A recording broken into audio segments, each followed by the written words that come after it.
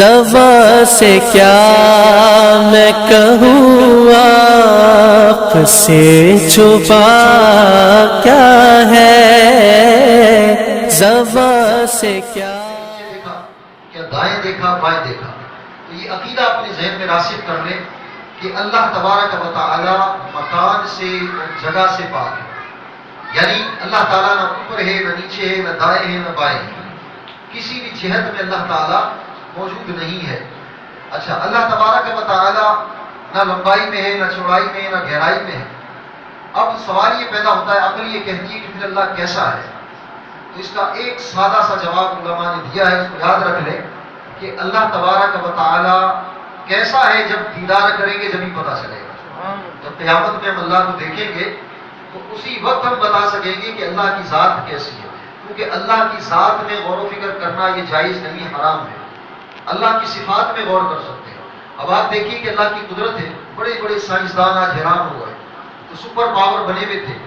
آج ایک corona virus آیا اور آج ان کی عقلیں حیران ہو گئی کہ اس کا مقابلہ کرنے کے لیے بڑے بڑے سائنسدانوں نے ہتھیار پھینک دیے. ان کی عقلیں حیران ہو گئی. جہاں انسانی عقلیں ختم ہوتی ہے، کام کرنا چھوڑ دیتی ہے. یہی اللہ کی قدرت کا ایک مظاہرہ ہے کہ اللہ تبارک و تعالیٰ کی قدرت کے آگے کسی کی نہیں چل سکتے. اس لیے آدمی کو، انسان کو اپنی حیثیت میں اس بات کو رکھنا چاہیے کہ ہم کچھ بھی نہیں تھے. اللہ نے تو خود قرآن میں فرما دیا کہ انسان کچھ بھی نہیں تھا، ہم نے اس کو عدم سے وجود بخشا. اس لیے یہ ایک اللہ تعالیٰ کی ایک بہت بڑی قدرت کی ایک نشانی سمجھ لیں کہ انسان کتنا بے بس ہے. تو انشاءاللہ تعالیٰ ہم قیامت میں اللہ کا دیدار بھی کریں گے. اور نبی کریم علیہ الصلوۃ والسلام نے کیسے دیدار کیا، تو اس لیے اعلیٰ حضرت نے بڑا خوب اس قصیدے معراجیہ میں جواب دیا اور فرمایا کہ خرد سے کہہ دو کہ سر جھکا دے، یعنی عقل سے کہہ دو کہ سر جھکا دے. گما سے گزرنے والے جہت کو خود بڑے ہلالے، کسے بتائیں کدھر گئے تھے. یعنی جہت 6 جہت ہوتی ہے، 6 جہتیں ہوتی ہیں، ایک اوپر نیچے دائیں بائیں اور آگے پیچھے 6 جہتیں ہوتی ہیں. 6 سمتیں جو کہلاتی ہیں. تو اعلیٰ حضرت فرماتے ہیں کہ خرد سے کہہ دو، یعنی عقل سے کہہ دو کہ سر جھکا دے. اس واقعے معراج میں زیادہ غور نہ کرے، اس بات کو نہ سوچے، کیونکہ بڑے بڑے ایسے فلسفی گزرے ہیں، مودودی جیسے فلسفی گزرے ہیں کہ جنہوں نے معراج کے واقعے کا انکار کر دیا. مودودی کا آج بڑا نام لینے والے بھی ایک طبقہ موجود ہے جن کو پتہ ہی نہیں کہ مودودی کیا ہے. اس نے کتاب تفسیر قرآن لکھی، تفہیم القرآن، علامہ ابو العالم مودودی کے نام سے بڑا مشہور ہے اور بچوں کی کتابوں میں بھی اس کا تذکرہ آتا ہے. تو اس نے معراج کے واقعے کا انکار کیا، کئی چیزوں کا اس نے انکار کیا. اور اسی طرح سر سید احمد خان، جس کو ہم بہت جو ہے وہ سمجھتے ہیں کہ اسٹوڈنٹ ہوتے ہیں وہ سمجھتے ہیں کہ بہت بڑی شخصیت کا مالک ہے، حالانکہ یہ بھی گمراہ ترین شخص تھا اور اس نے بھی بہت ساری ایسی دینی باتوں کا انکار کیا تھا.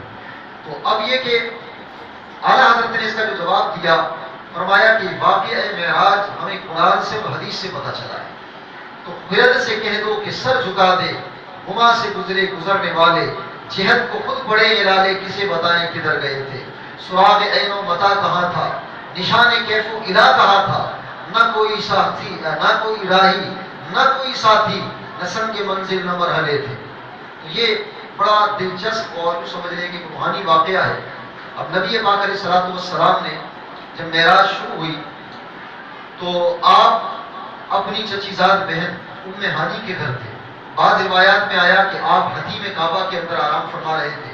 اب حتیم کعبہ ہو یا ام ہانی کا گھر ہو تو یہ قریب قریب ہی ہے، کیونکہ آج بھی یہ نشانی موجود ہے. جیسے میں نے بتایا تھا کہ مکہ مکرمہ کے اندر بیت اللہ کے قریب ایک پلر موجود ہے اور بہت سارے زائرین نے دیکھا ہے، اور گلابی کلر کا وہ پلر موجود ہے، آج بھی وہ موجود ہے، جس کے بارے میں بتایا جاتا ہے کہ یہ حضرت ام ہانی رضی اللہ تعالیٰ عنہ کا مکان ہے. باب عبدالعزیز سے جب نیچے اترتے ہیں، اشفاق بھائی نے ماشاءاللہ وہاں زیارت کی ہوگی، تو اس طرح بہت سارے جو لوگ گئے ہیں انہوں نے دیکھا ہے کہ ایک پلر موجود ہے اور گلابی کلر کا پلر، اور وہاں یہ مشہور ہے کہ یہ پلر جو ہے یہ حضرت ام ہانی کا مکان تھا. تو یہاں سے نبی پاک علیہ الصلوۃ والسلام کو معراج نصیب ہوئی. تو ایسی نشانیاں جب وہاں جا کے دیکھتے ہیں تو طبیعت خوش ہو جاتی ہے کہ یہ وہ مقدس مقام تھا کہ جہاں پر نبی کریم علیہ الصلوۃ والسلام کو معراج نصیب ہوئی. اور آج کیونکہ وہاں ایک ویرانے کی ظاہری طور پر ویرانہ ہے، ورنہ اللہ کی رحمت اور فرشتے تو وہاں پر 70,000 فرشتے سرکار کی بارگاہ میں صبح آتے ہیں شام آتے ہیں، تو وہاں ویرانہ نہیں ہے، لیکن ایک احتیاطی طور پہ جو اقدامات کیے گئے، لوگوں کو دور رکھا گیا۔ تو اب وہ وقت ہوتا تھا کہ جب 27 رجب ہوتی تھی تو لوگوں کا ایک ہجوم ہوتا تھا۔ اللہ تبارک و تعالیٰ پھر سے دوبارہ حرمین طیبین کی رونقوں کو بحال فرمائے۔ تو حضرت ام ہانی کے گھر سے جب معراج کا سفر شروع ہوتا ہے، نبی پاک علیہ السلام صبح ہوتی ہے تو آ کر ام ہانی رضی اللہ تعالیٰ عنہ کو بتاتے ہیں کہ آج رات میں گیا، فرشتے آئے اور مجھے بیت المقدس تک لے گئے، یعنی مسجد حرام سے بیت المقدس تک لے گئے۔ تو حضرت ام ہانی کہتے ہیں آپ کسی کو نہ بتائیے گا، اگر آپ کفار کو بتائیں گے تو یہ آپ کا انکار کر بیٹھیں گے۔ نبی پاک علیہ السلام نے فرمایا کہ ایسا ہو نہیں سکتا کیونکہ اللہ نے مجھے یہ معجزہ عطا کیا۔ اب آقا علیہ السلام دوڑتے ہوئے حتیم کی طرف بڑھتے ہیں تو حضرت ام ہانی کہتی ہے کہ میں نے دیکھا کہ سرکار کے جسم اقدس سے سینے مبارک سے نور نکلتا ہے، اور وہ نور دیکھتی حضرت ام ہانی سجدے میں گر جاتی ہے۔ پھر آقا علیہ السلام صحن حرم میں جاتے ہیں، حتیم کے قریب جاتے ہیں تو ابو جہل کھڑا ہوتا ہے، تو اس کو جا کر یہ واقعہ بتاتے ہیں کہ آج رات اللہ تبارک و تعالیٰ مجھے مسجد حرام سے مسجد اقصی لے گیا۔